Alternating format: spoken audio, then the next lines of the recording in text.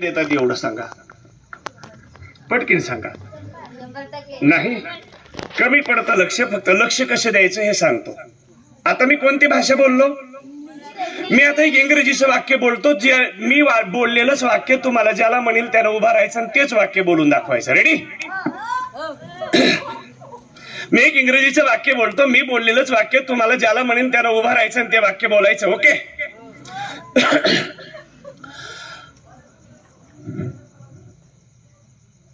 असं लक्ष द्यायचं, जिंदगीत सगळं समजतं. अरे काय छान लक्ष देऊ लागलात.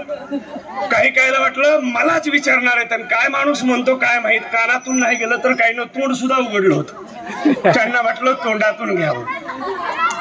विद्यार्थींनो, दुनियामध्ये असं एकही सिद्धांत नाही. या दुनियामध्ये एक भी सिद्धांत असा नाही की जे मानवी मेंदूला कळत नाही. Each and every theory in this world is a production of human brain. कारण दुनियातले सगळेची सगळे सिद्धांत मानवी मेंदूचीच निर्मिती आहे. म्हणून दुनियातल्या सगळ्या गोष्टी माणसाला समजत असतात. आता दोन वाक्य बोलायचे. त्यातलं पहिलं नीट ऐका. सगळ्यांनी कहाण्या आपल्या गरिबीच्या सांगितल्या. आता पवार सरांनी पहाटपर्यंत उसाचं ट्रॅक्टरची ट्राली भरल्या जाते हे सांगितलं. पाण्याचा बर्फ व्हावा एवढा गारवा असताना दैवार पडून ओले झालेला ऊस तोडतात किंवा रात्रभर ऊस ट्रक मध्ये भरतात. दगडाच्या लाह्या व्हाव्या एवढा उन्हाळा पडल्यानंतर रोडच्या कडीनं लोक खडी फोडतात. हे सगळं गडे हो आनंदाची गोष्ट नाही, पण गरिबी मजबूर करते. आणि सगळं हे मजबुरीनं आपली मायबाप, शेतकरी, खेड्यातली सगळी माणसं मजबुरीने करतात. ए चिमुकल्या बालमित्रांनो, काही दिवस असाच मजबुरीने अभ्यास करा ना. आयुष्यात कधीच मजबूर होण्याची गरज पडत नाही. आणि माझा शेवटचा मुद्दा कोणाला कळतंय बघू. ध्येय गाठायचंच आहे, पण ध्येय उंच ठेवा. धोका तर तो नाही की उंच नेम धरून चुकला. खरा धोका तो आहे जवळचा नेम धरून साधला. कुणाला कळलं? नाही कळलं, ऐकलंच नाही. डबल. धोका तर तो नाही की उंच नेम धरून चुकला. खरा धोका तो आहे जवळचा नेम धरून साधला. तुम्ही 100% नेम धरला आणि 99 पडे नेम चुकला, पण धोका नाही. पण 35चा नेम धरला आणि तो चुकून लागला, कोण विचारतो?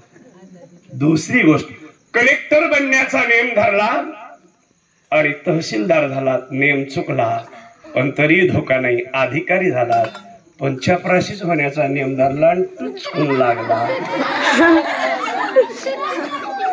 इथे धोका आहे. म्हणून विद्यार्थींनो, धोका तर तो नाही की उंच नेम धरून चुकला. खरा धोका तो आहे जवळचा नेम धरून साधला. मला या शाळेत येता आलं त्याचं कारण म्हणजे बापू कविवर्य आत्मारामजी कुटे साहेब यांच्या सोबत मला हे गेल्या 2 वर्षापासून बोलावणार होते असं ते म्हणाले. म्हणून त्यांनी मला काही तसा संपर्क झाला नाही. पण मी कधीतरी याच्या नंतर जेव्हा मुद्दाम वेळ काढेल आणि मुद्दाम येईल तेव्हा मी सविस्तर बोलेल. कारण कधीपर्यंत बोलत राहावं. सगळी मोठी माणसं आहेत, सगळ्यांनाच बोलता येतं आणि बोलत राहिलं तर हे सगळं वाढत जाईल. पण मला इथे येता आलं. मी किती आनंद तुम्हाला देऊ शकलो मला माहित नाही, पण मी इथली खूप शिदोरी स्वतःसाठी घेऊन जातोय. इथून एक ऊर्जा घेऊन जातोय. अशा एका ध्येय वेड्या माणसाच्या सानिध्यात मानेसरांसारख्या येता आलं आणि त्यांनी माळरानावरती मळा तयार केला. हे सुख मनाला भावणार आहे. ही आठवण, ही ऊर्जा आम्ही सगळे लोक घेऊन जाणार आहोत. तुम्हीही आयुष्यामध्ये खूप कष्ट करा आणि मोठी व्हा. बोलावलं, बोलण्याची संधी दिली, आपण ऐकून घेतलं, त्याबद्दल आयोजक, संयोजक, नियोजक सर्वांचे खूप खूप आभार. धन्यवाद. थँक्यू.